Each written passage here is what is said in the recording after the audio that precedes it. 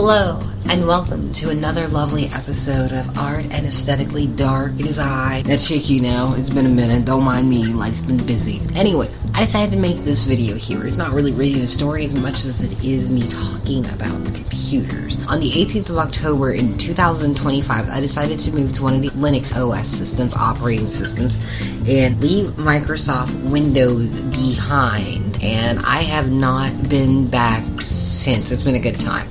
Crazy things happened previous to this move that I made that was pretty random. And I mean, it was some random things. It was some things. There were things. Visually, that dragged me to this new zone of existence. I was working on some of my other projects because I do a lot with my computer, actually. My laptop included. At least I was. And then, between moving to where I am now from where I was previously, I kind of just left my laptop alone. But, it still worked.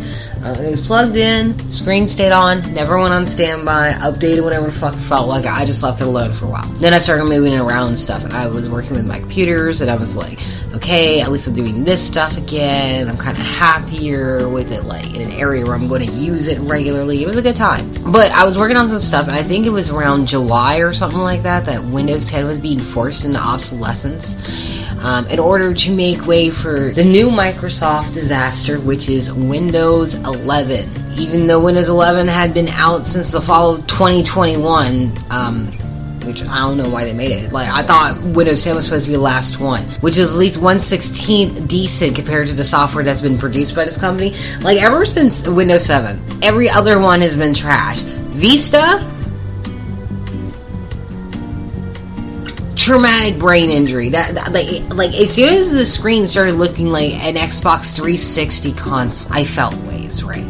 But usually with every other version of Windows is pretty cool, and then the ones that are in between are just, you have to endure, you really do. And for the last, I'd say 5 years or so, I've had a Samsung laptop. I have no idea what model it is. I bought it off some paraplegic computer wizard for $80 back in 2020. So I have no idea what it is. I could have looked it up. I still could look it up. I just don't feel like it. And the laptop is great. It serves me beautifully. Best thing I ever invested money in. Minus the fact that one time I got drunk and broke the screen by knocking into it. I could still see half the screen. It's kind of diagonal from the left top corner down, but I could still use it. In fact, I even got a monitor for my birthday from my mom so I could use my computer after I wrecked it, and it's been a swimming experience. That's really important. I want you to remember that I have a second monitor I use for my laptop, because if you don't know, if you haven't tried Linux out there, you're going to find out your computer can do things, and you're going to be confused on how to fix those things, and then you're going to realize, oh, wait, this was hidden from me, and I'm just now finding out that this is a nifty feature I could have used this entire time. But I didn't know I had this option. I heard that the end of life for Windows 10 was coming, and I was like, I thought Windows 10 was the last one. Liars lying. Why am I surprised? But there was an option for users such as myself who can't afford or even want a brand new computer. That is me. That's me. That me. I'm the latter. I don't want a computer. If I need one, okay. Because that's going to hurt. But if I already got one, why would I need a new one? I learned that the Windows 10 had another 6 years of technical support. If you had a Microsoft account or created one with their sign-up feature or do some other shit that I don't really remember. I don't know. I have the memory of a goldfish. So I already had a Microsoft account from back during my military days, over 10 years ago. And I have been using that Microsoft account on, my Windows, so it really didn't matter to me too much. So I just figured, hey, I can run 10 for another 4 to 6 years until I figure something out. And boom, Windows 10 extended. So I was happy. I also, before I completed it though and rebooted the system, I did end up looking into my update settings, and it seems the requirements for Windows 11 was weird. It listed something called TPM or TMP, because I can't remember nothing. One of the two. It's the TMP, I'm assuming. 2.0 was needed in order to update, which I thought was crazy because I've been having the option to update to Windows 11 for 2 years previous to this. I just never did. I always looked at it, it's just why is the update all the way over here instead of being in the control panel? Why is there a whole update thing? I'm so confused. You want me to update to Windows 11, but you won't give up that 60 some odd fucking gigabytes that you have sealed away for your bloat. Okay, Windows. Okay. Also, when I looked through my file systems, right, because I would tend to look through those too, there was this grayed out icon option that this thing I had never seen before, and it was called BitLocker. Never seen it. Didn't even know it was in my computer until, like, the update, right? Well, no, this was before the update, but I did notice it, and the only reason I noticed it was because, like, I usually have my hidden files visible on my computer, because there's a good chance I'll miss something, because I'm like that. And that's the only reason why I noticed it. It's just like, oh, look at this right here. I wonder what this is. Never seen it before. And I don't know if, like, I know it was before I extended my support for Windows 10, but at the same time, I don't know if the BitLocker thing was put on there in one of the updates prior to. So that was weird to me. It was like, that's like very strange, very strange. I didn't know what that meant at the time, but now that I've learned something, I fully understand that it wouldn't have mattered anyway.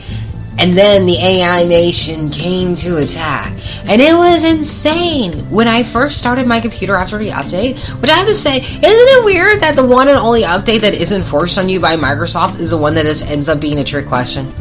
You know, this donut is poisoned. Would you like rainbow sprinkles or chocolate ones? It doesn't even matter when I answer. The situation is absolutely fucked. The first thing I noted upon entering the desktop environment was a weird icon that looked like a Windows logo, but it wasn't.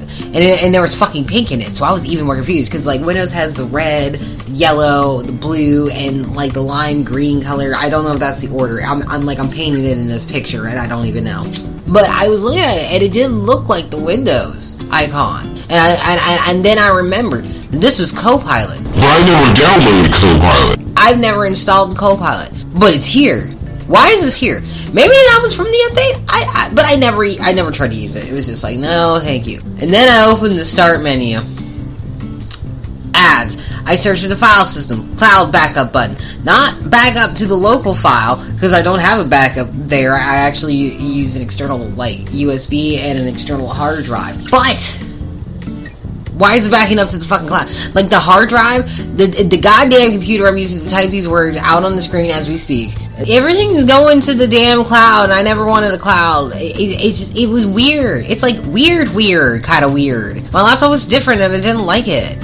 Like, there are ads everywhere already, and then Copilot starts to pop up on the side of the screen, pretending to be my Clippy. Like, I don't know the fucking difference. You're not my friend, asshole. You don't even do anything for me unless I pay you. I'm here to help you. That's a lie. You're showing me Ford F-150 ads, you liar. How is that helping me? Helping me would be preventing me from seeing an ad in the first place. I get that most companies make money off of advertisement over what they actually sell, but why do you need ads everywhere? Computer, as soon as it posts, there they are, just there. Like, hey kids, you want to see some ads? While you search on the web, here's some ads while you type into the address bar. Here's some ads while you look at pictures you saved. In the cloud. Oh, you didn't want it in the cloud? Well, we put it there. No, you can't opt out now. Oh, I forgot to mention. The AI, you really can't turn it off. Like, I'm not that tech savvy, even less back then when all this was going down, but I knew the terminal would work for some things. But now it actually couldn't, because I wasn't the administrator. Even though I am, I was very frustrating. I think there's a way for even some coding where you could just use to remove some stuff, but when I rebooted or shut down and turn it back on, or it updated again, oh damn, there's the AI. It's acting like it's still my friend, and the only friend I have on the computer is Clippy. You language module bastard. You didn't even ask my, like, Clippy doesn't, well, fuck off if I tell him to fuck off. You just are here uninvited. Vampires can't even do that. I was rather upset. Many of my administration commands stopped working with the updated signatures, or even apps that stopped working for me altogether for some reason. Two of them being Audacity and GIMP, which I've used these programs forever, and like, I happened to find them by random on the internet. It was just like, oh well, I can just use this is free. I didn't know they were open source at the time. I've used them for over a decade, and they weren't opening, they weren't responding. It would be stuck on screen unless I restarted the laptop. Like, and GIMP takes forever to load on Windows as it is. But this shit was just disrespectful, in my opinion. It was like, are you toying with me right now? I will smite thee. That's what I said to the computer, not you guys. You guys are fine.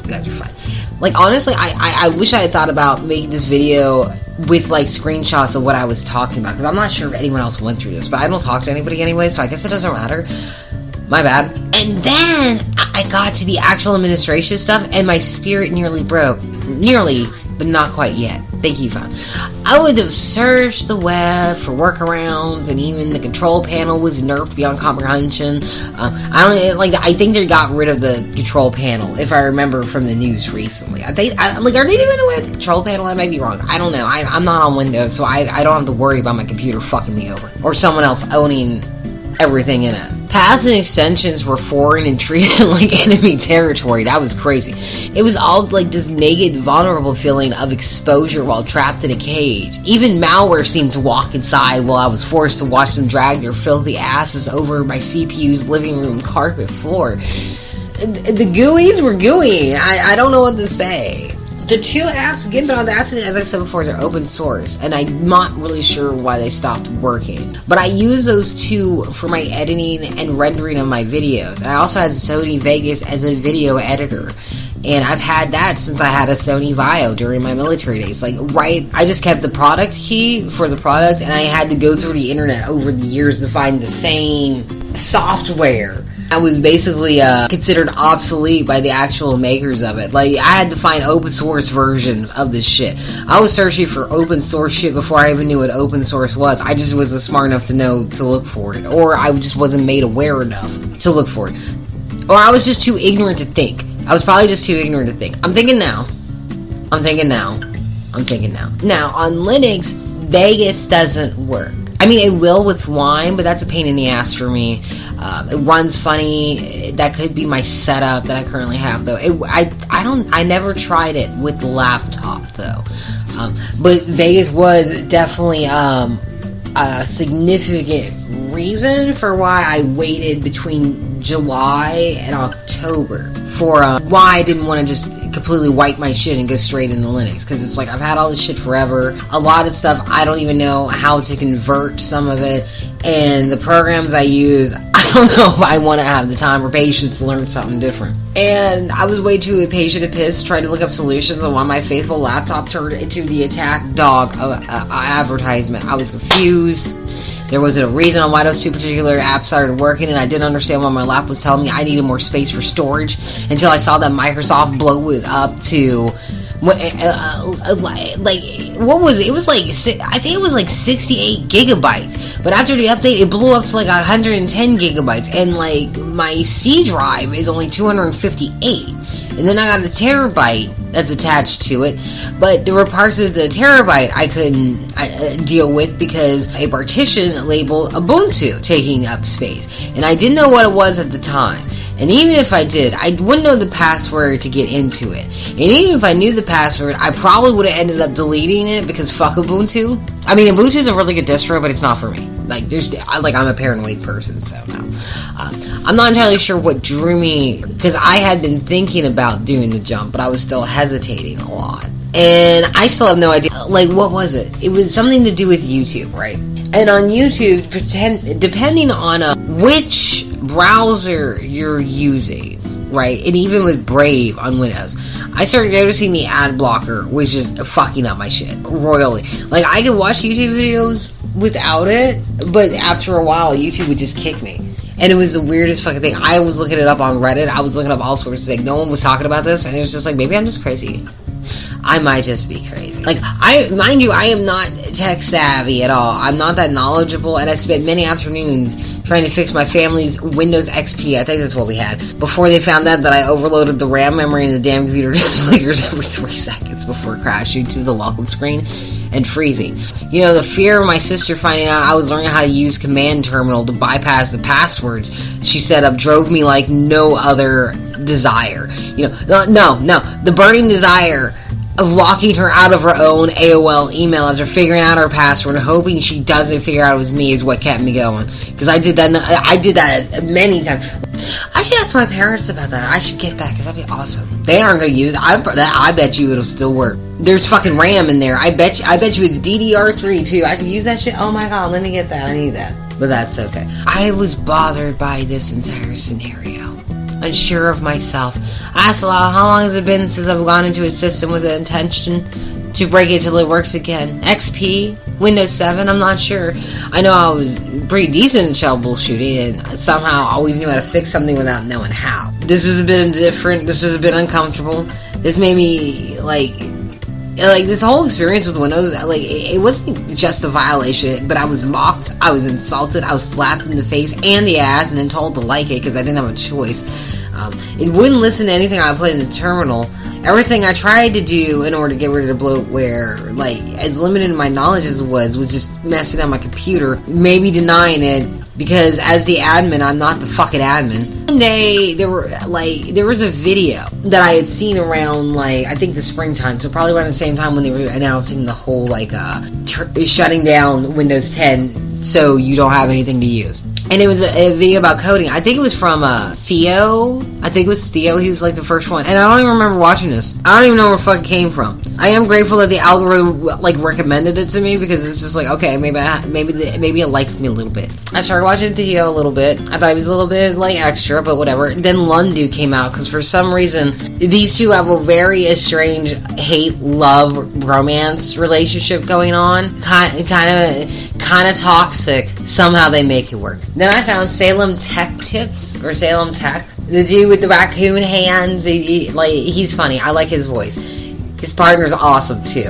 And there were other computer channels that I started watching. And then after I started watching the first videos and listening again, and my recommendations slowly started filling with IT and C++ information.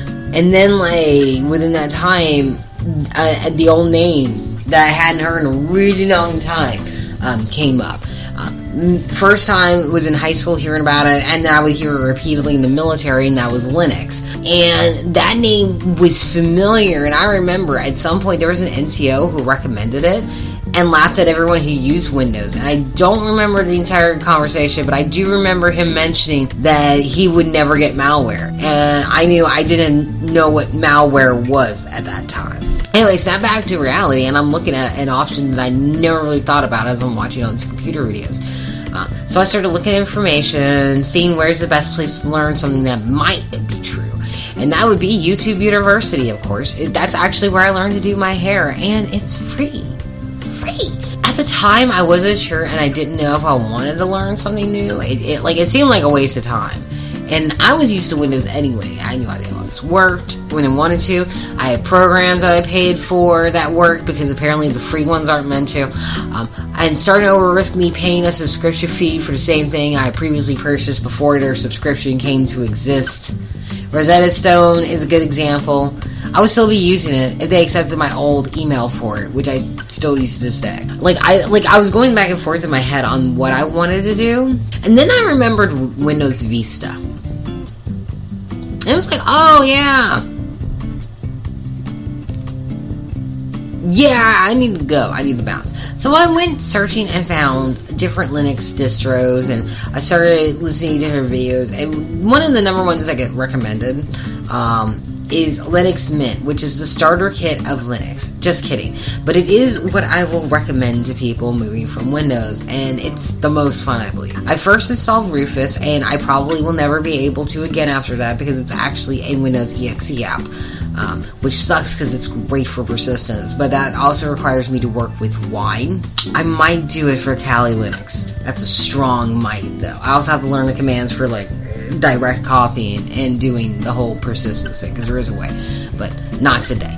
That's good. That's too much work, and I'm going to break my system for the 8th time today, because I literally, like, you ever go to, like, update your shit, and then your sound card doesn't show up anymore, so you have to use Bluetooth for your music, and then you go on a journey to figure it out, and all of a sudden, next thing you know, you're trying to figure out your hook scripts for your reboot and suspend. You spent 5 hours trying to do one thing, and then another 6 doing another, and confusing. Anyway, so I use, like, Rufus to make a bootable UBS or USB, and decided to try and make a dual boot.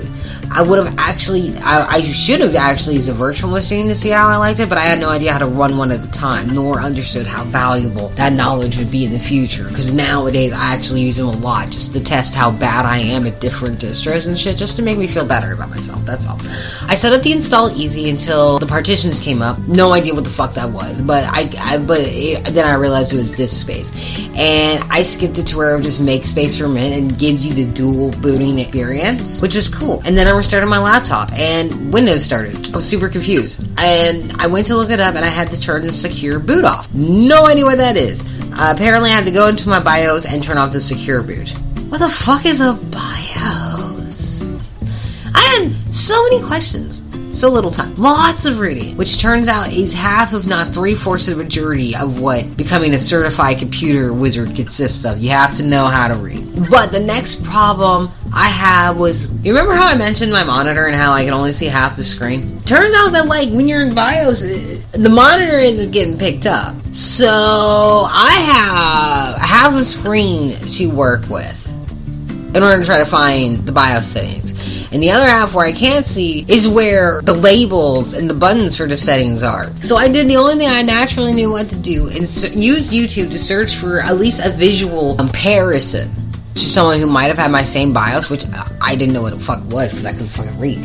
I had to go and look up different people's videos to look at what their screens look like when they're in their BIOS and compare them to mine, and I used that to migrate everything I needed to do. But literally, I could not see what the fuck I was doing. I was just wishing and praying. Then I managed to get I actually managed to do it. I don't know how, but I did. But I eventually found the secure boot, turned it off, exited the BIOS, and as soon as I was booted into Mint, there was an issue occurred that I didn't know was an issue, but it turned out to be really cool too. Once again, my laptop monitor screen is only half of a screen, so I have this whole other monitor to work as a projector or emulator for the main screen. That's not how Linux works. What happened was the monitor works perfectly fine for Windows, no issues, and projects the UI onto it automatically. I've never had to set it up.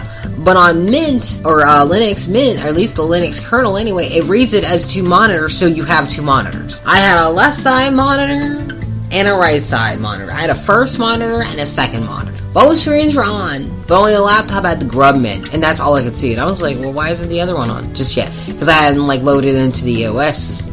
Clicked the top and I was logged in and I found I actually had two monitors. The drivers allow for having two monitors, and it's installed and enabled automatically. Actually, by the way, that's what Linux is the kernel. Almost every device has it. Your cell phones, like Androids, which Google and Meta are trying to kill off, uses the kernel. Your TV, your printer, your mom, all that shit runs by the Linux kernel, right? And it took me a bit of navigating to figure out how to turn my second monitor into a primary monitor. And then I decided that my laptop monitor could be where I add my desktop clock, because I like having one on there. And I set it right over there, and it looked really cute. It was adorable, right? Messing with the applets and desklets, oh my god, the little mouse clicky thing was amazing. I spent the next 3 days after installing Mint, just messing with everything and seeing what I could do. It was such a lovely feeling. Like, I spent from October to December on Mint, and then I decided after a while I would get myself a new computer after all. And then I looked around on Amazon for a while, which was a pain in the ass. Like, new computers are expensive as hell. The little that I know in this time frame, that, like, it's what's inside that counts. So I stopped looking at newer computers and I started looking at old refurbished PCs. Most were around $200 to $400 depending on what you're looking for. And I found exactly what I was looking for. And in December, I obtained my beautiful rig at Dell Optiplex 9020. And I was absolutely stoked. It's a mini tower series. It's the biggest of the series, or larger. One of the two, I'm not sure how to describe it. But looking at the insides brought back so many memories. So I was excited. I have a rig and I would use it hardcore. So I decided I was going to install Arch in it. The Arch wiki has a lot of things, but it does not mention that you have to switch your SSD out to the frozen state in order for you to encrypt the drive. Because I failed 23 times because for some reason I couldn't put the lock encryption, whatever it is, onto my drive, and I couldn't figure out why. It's because of the SSD. But that's what I get for trying to get on like a fucking distro that's too advanced for me. But eventually I figured it out, didn't put the encryption on. Went on my day, Arch got on there just fine, and I was just like, okay. And then I decided this is too much work, and I just put Mint on instead because it was just like, this is too much work. I did have it on there for a good like month or so, but it was just exhausting. Every time I turned around, something didn't want to work.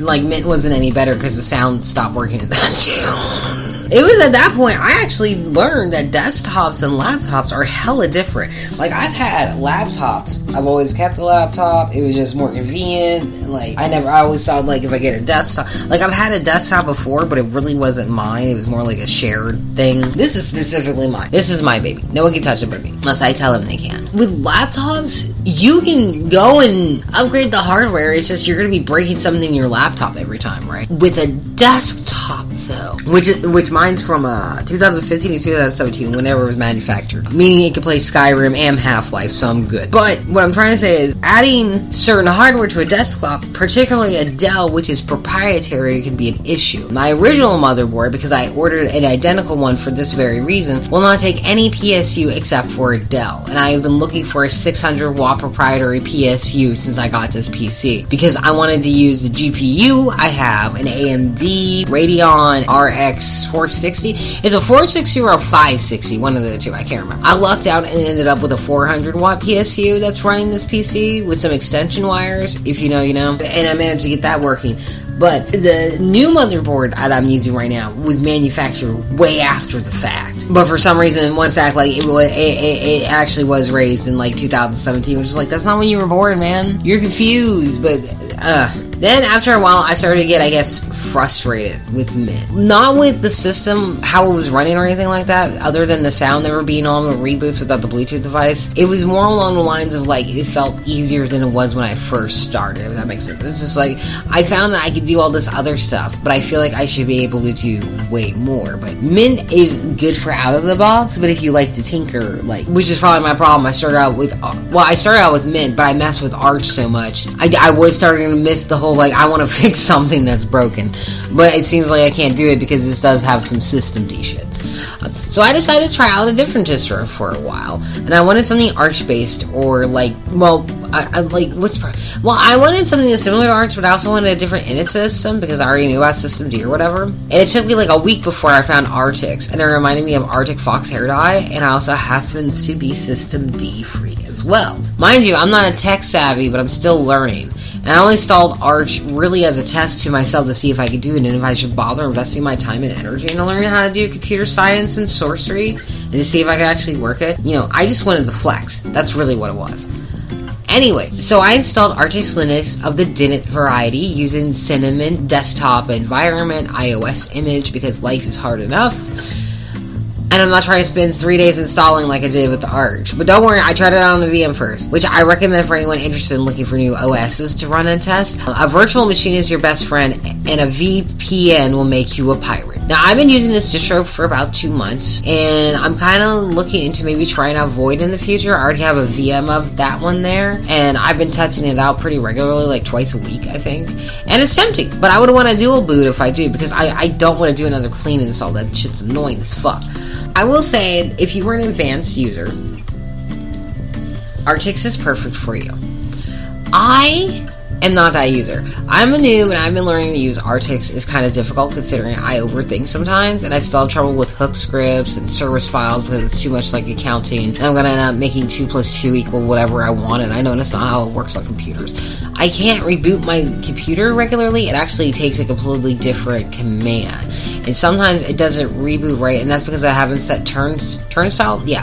Turnstile to wait for debus. It is not because I don't know how to do it, it's because I'm too lazy to actually do it. About once a week I have to reset the clock, because, you know, BIOS clock is right, but the system clock is 2 to 4 hours ahead, and will fuck up my rolling release updates. Hell, one time the power went off, and it took me 3 tries to reset the system and the BIOS, because it was convinced it was August of 2017, which is like, it's fun stuff, but it's nothing that's going to hinder me with my work. I do have some honorable mentions of advice for anybody who wants to hear it. You don't have to, but it's here for you. Number 1, never trust Ubuntu, but it is a very good distro. You can try it out, but please note that there are security issues with Ubuntu. A lot of people actually use it, but just do some research to make sure if it's for you. I personally have it because I'm a paranoid person, so you don't have to take my word for that. I've just heard things and Oh, Fedora is stable and boring. Don't worry about updates. Red Hat will take care of that for you. Arch is a rolling release distro, meaning that updates are just released into the wilds of the repo, and if they break your system, just wait a day or two and they update to your system again, or you just re-update your system again, and maybe it'll work without pipe wire deciding it will not detect your sound card this time. Also, Arch is pretty bare metal, so you'll be installing all of your features, all your applications, your window manager, your desktop manager, all of that stuff. Make sure you know what you're doing. Some libraries are going to be available because you have to do them one at a time, just letting you know. Debian is probably the most stable of all the distros and more boring than Fedora, but you don't have to worry about that too much. Faithful, but it will never fail you. And a lot of packages in Linux Mint come from the Debian repositories, just so you know. Now, Linux Mint is the most Windows-like, as in it works right out of the gate. And that is the only Windows-esque feature I can think of. Other than that, to me, it's nothing like Windows. I can actually enjoy this interface, and it's easy to figure out where everything is. You can't do that on Windows. I believe its repositories come upstream from both Ubuntu and Debian. More Debian with the packages, though. There's also this very snazzy software manager, which is, I think, it's almost similar to Yast, but it's nowhere near as awesome, because Yast is an OpenSUSE package manager, but it does a way more shit. Like, without Yast, I don't think OpenSUSE would be what it is. You can also search for all sorts of Flatpak, snaps, and even PPAs that you would like to download that in there, packages, libraries, and all that stuff. And you can update your system from either the terminal or the update manager GUI provided by the team who work on the project, which is fantastic if you don't want to get too technical in the world of Linux. Side note, I actually use app images myself because they're more lightweight, and updating them all is pretty easy because you can do it all at once. There are actually app image installations that you can get. Like, I think on GitHub they have the AM app man, but you could use that, and it's pretty easy to install and shit. So it's not a bad try. You'll have a learning curve ahead of you. I would say start Linux Mint only because when I used it the first time, I could intuitively figure everything out, and a lot of people suggest it's similar to Windows, and I don't believe that. I think that's a lie. When I first used Mint, I didn't feel like it was Windows, but it did give me the feeling what I had when I was a kid, just messing with the desktop environment. I explored, I learned, I got annoyed using sudo apt install all the time, which is crazy because now now for me it's sudo pacman syu. If you know, you know. If you know. But Linux Mint doesn't have that much of a demanding learning curve unless you want to go out of your way and learn. Debian, Fedora, Ubuntu, yeah, you'll definitely have a curve similar, but like Linux Mint is definitely way more relaxed when it comes to that. This is very important. If someone tells you use the command sudo rm tac rf, I call it tag. Most people just say dash, but I'm military, so that's why I say tag. If they tell you to use that command on anything, do not listen to this person. Block them and go away. The same goes for if someone tells you to sudo unmount and delete the bootloader, which I'm sorry, that just makes me laugh every time I fucking read it. You don't use those unless you know exactly what you are doing and you love breaking your system just to fix it. But that's all the information I can really give you right now because this is longer. This is way longer than what I run into record. And I don't know why it just ended up being long. I think I just talked too much. But yeah, the learning curve is always dependent on the distros. Ubuntu, Fedora, Debian, I have no experience with. Linux Mint will make you want to learn, but there are limitations with that. It might come with a time where you feel like you can't be able to do more, and that's when you'll want to. Distros like Arch, Artix, Void, they tend to be way more complicated for the average user, require tinkering on your system a little bit. Distros like Puppy Linux, Void, and Haiku, which Haiku is a monster in itself. They're built on systems that aren't based on any of the ones mentioned, so their learning curve is way higher, especially Puppy Linux. That distro, honestly, I kind of want to mess with that distro before Void, because that looks interesting. Puppy Linux actually looks fun. I might mess with that. But either way, this is just me throwing in that I use Artix, by the way, and I hope you enjoyed this video. I might do it again in the future if I explore more distro hobby. But I hate doing clean installs. I hate clean installing my shit. So I'll probably just speed up. Or I'll just keep messing with them with my VMs. I'll let you know. But in the end, I don't miss Windows at all. I've used Linux distros regularly, no matter which one, as my daily driver ever since like October or so. And I really don't see any reason to go back to Windows. I mean, I can do a lot of things with this rig. I can add sound effects to my computer. My notification is the fa sound. Yeah, that one. I'm able to decide permissions without being told I don't have the administrative rights to do that, which is crazy, because who is? Who's the administrator who's not the person putting in the password? What's the point of me putting in the password if I'm not the administrator? Yuck! So Linux is different and feels more open and strange as soon as you first log in and see your desktop environment for the first time, unless you start in TTY or have to use StartX with your environment. Anyway, this is the end, and I hope you enjoyed this little painting session and me talking about machines. Take care, enjoy your day, and go away now. Bye-bye.